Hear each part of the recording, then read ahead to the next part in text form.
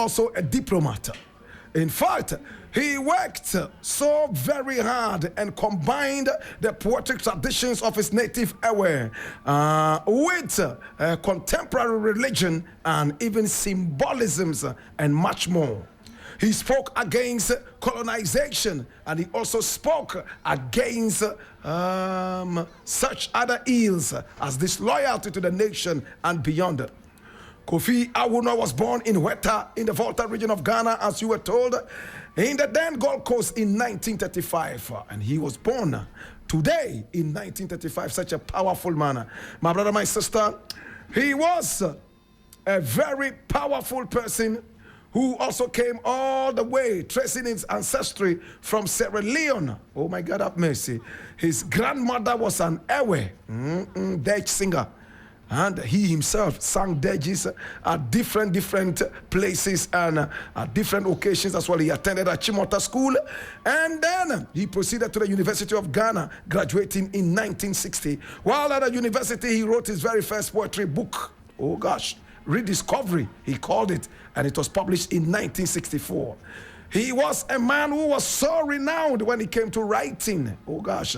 And he was so respected in this country and beyond. He studied literature at the University College London, and in a master's degree in 1970. He got his PhD in Sonny at Stony Brook in New York in 1972. Such a wonderful man. My brother, my sister, Kofi Awoonor is the man we're talking about today. Today is his birthday. Now, after graduating in 1960, Awoonor worked as a researcher for the Institute for African Studies and began participating in the Pan-African campaigns of Kwame Nkrumah. He was appointed to the Ghana Film Corporation, and he helped in the building of the Ghana Playhouse and much more. He also played in several plays and organized people to be so interested. He encouraged people to be interested in drama. He wrote several radio plays, which were played back on BBC and even more. He was a man who was all about writing, poetry, and prose. My brother, my sister, today we're talking about Awoonor. Unfortunately, Kofi Awoonor, with all the beauty of writing, traveled all the way to Kenya.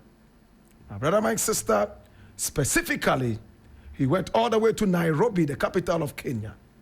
On the 21st day of September 2013, Awoonor was amongst those who were killed in an attack at the Westgate shopping mall in Nairobi when terrorists, Al-Shabaab, got into the area and started shooting people. He was there to have lunch. He was shot and killed, my brother, and the news spread all over Ghana.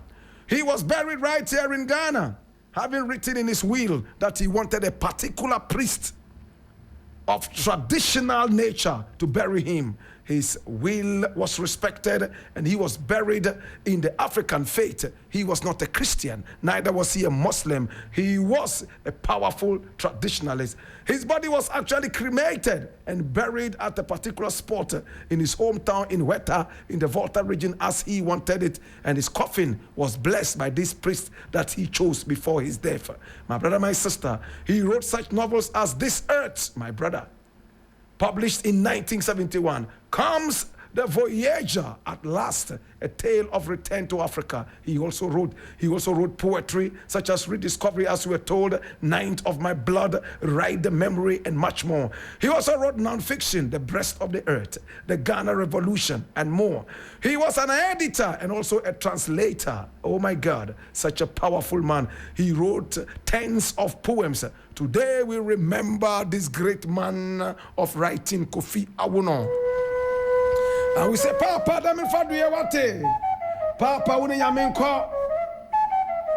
Papa, uni yamenko wate. Papa, na waye bi.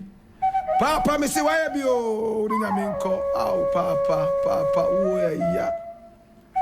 He died at the age of 78. He was a Ghanaian poet, an author, and a diplomat. Kofi Awoonor. Today we remember you. Born in Weta in 1935, and he was killed in 2013 at the age of 78 in Nairobi. Today we remember you, Papa.